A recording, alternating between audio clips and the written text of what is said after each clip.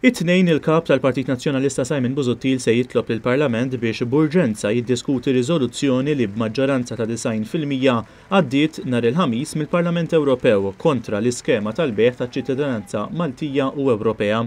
Simon Busuttil ħabbar dan waqt diskors li għamel fil-fwajer tad-Dar Ċentrali tal-Partit Nazzjonalista bit-tema xogħol, serjetà, identità.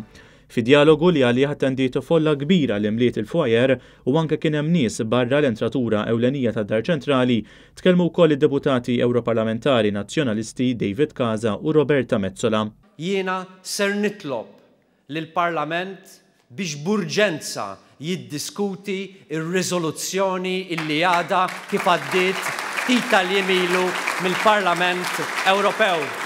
Huwa qal li l-Oppożizzjoni se tikkontesta l-avviż legali dwar l-iskema permezz ta' mozzjoni li resqet fil-Parlament. Fil-jiem li ġejjin nistennew illi tibda id-diskussjoni u naslu għal-vot. Fejn imbagħad meta naslu għal-vot, kulħadd, kull rappreżentant tal-poplu Malti għaliex hemmhekk inti rappreżentant tal-poplu Malti fil-Parlament Nazzjonali irid jieqaf iqum bil-wifqa u jerfa' ir-responsabbiltà tiegħu. Simon Busuttil qal li jekk il-Gvern jibqa' jwebbes rasu, Gvern Nazzjonalista fil-futur jirtira kull ċittadinanza li tkun inxtrat b'din l-iskema tinten li tattakka id-dinjità tagħna u li tmur kontra l-interess nazzjonali u kontra il-valuri Ewropej.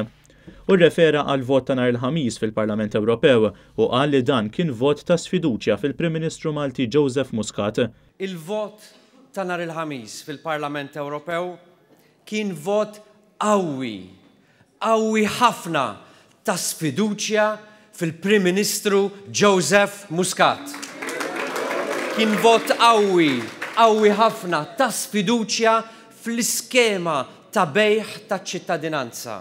Il-kap tal-Partit Nazzjonalista qal li l-iskema ta' bejgħ taċ-ċittadinanza qed tibgħat messaġġ żbaljat li għandna ekonomija infarka, mentri dan mhuwiex minnu. Meta inti qed taqa' fil-livell daqshekk baxx illi trid tbieħ iċ-ċittadinanza tiegħek, kullum kien mad-dinja jifhem ħaġa waħda, illi daw għandhom ekonomija infarka. Imkisra. Il-Partit Nazzjonalista ħalla pajjiż fuq saqajh, ħalla ekonomija fuq saqajha, ħalla l-impigi mhuwiex vera. Qed ixerdu gidba fuq pajjiżna mal-erba' tirjieħat tad-dinja u dan huwa ħażin ħafna. Simon Busuttil qal li l-Prim Ministru qed jaqleb il-verità rasa l-isfel u saqajha l fuq. Għaliex ma jistax ikun illi hawn jgħidilna li ser idaħħal biljun minn din l-iskema. Imma meta Edward Cicluna mar Brussell għallhom 8 miljuni se ndaħlu minna li mill-verità, 8 miljuni ta' Brussell jew il-biljun li qed jgħid hawn Malta. U reġa' għal darb'oħra appella lill-Prim Ministru biex iwaqqaf l-iskema u ma jirrumblax fuq kulħadd.